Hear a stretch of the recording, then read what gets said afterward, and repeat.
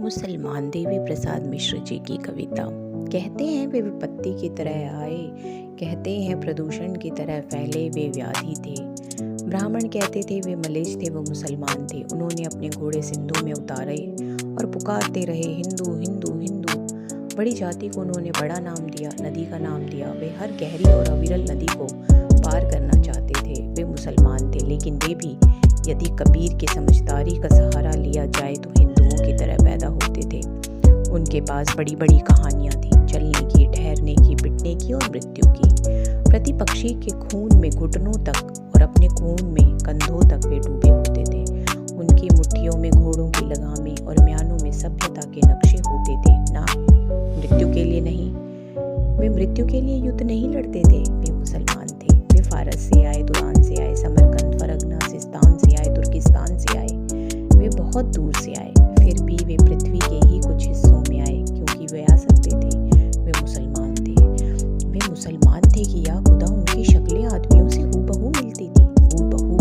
वे महत्वपूर्ण प्रवासी थे, लेकिन उनके पास दुख की स्मृतियां थी। वे घोड़ों के साथ सोते थे और चट्टानों पर वीर बिखेर देते थे। निर्माण के लिए बेचैन थे। वे मुसलमान थे। यदि सच को सच की तरह कहा जा सकता है तो सच को सच की तरह सुना जाना चाहिए कि वे प्रायः इस तरह के होते थे कि प्रायः पता ही नहीं लगता था वे मुसलमान थे या नहीं थे। वे मुसलमान थे। वे न होते तो लखनऊ न होता, आधा इलाहाबाद न होता, मेहराबें न होती, गुलबंद न होता, आदाब न होता, मीर मखदूम मोमिन न होते, शबाना न होती। वे न होते तो उपमहाद्वीप के संगीत को सुनने वाला खुसरो न होता। वे न होते तो पूरे देश को गुस्से से बेचैन करने वाला कबीर न होता। वे न होते तो भारतीय उपमहाद्वीप को दुख के कहने को गालिब न होता। मुसलमान न होते 1857 न होता। वे थे तो चचा हसन थे। वे थे तो पतंगों से रंगीन आसमान थे। वे मुसलमान थे। वे मुसलमान थे और हिंदुस्तान में थे और इनके रिश्तेदार पाकिस्तान में थे। वे सोचते थे कि काश एक बार पाकिस्तान जा सकते। वे सोचते और सोच के डर जाते थे। इमरान खान को देख के वो खुश होते थे। वे खुश होते थे और खुश होकर डरते थे। वे जितना पीएसी के सिपाही से डरते थे उतना ही राम से डरते थे। वे मुरादाबाद से डरते थे, वो मेरठ से डरते थे, भागलपुर से डरते थे। वे अकड़ते थे लेकिन डरते थे।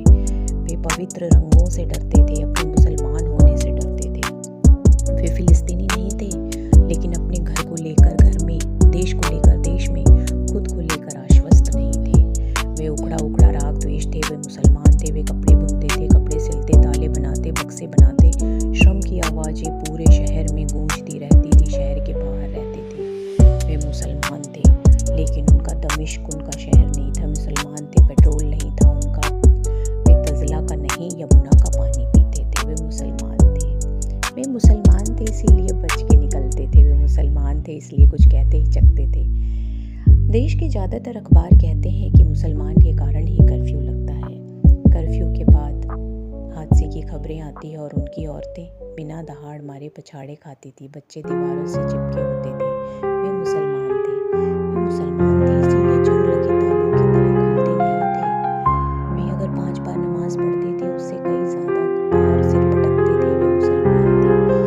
वे पूछना चाहते थे कि इस लाल किले पर हम क्या करें। वे पूछना चाहते थे हुमायूं के मकबरे का हम क्या करें। हम क्या करें इस मस्जिद का जिसका नाम कुव्वतुल इस्लाम है, इस्लाम की ताकत है। अदरक की तरह बहुत कड़वे थे। वे मुसलमान थे। वे सोचते थे कहीं और चले जाएं, लेकिन नहीं जा सकते थे। वे सोचते थे और यहीं रह जाते थे तो नहीं रह सकते थे।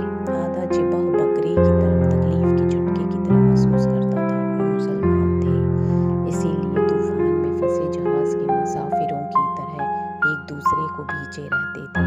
कुछ लोगों ने बहस चलाई कि उन्हें समुद्र में फेंका जाए। किस तरह समझ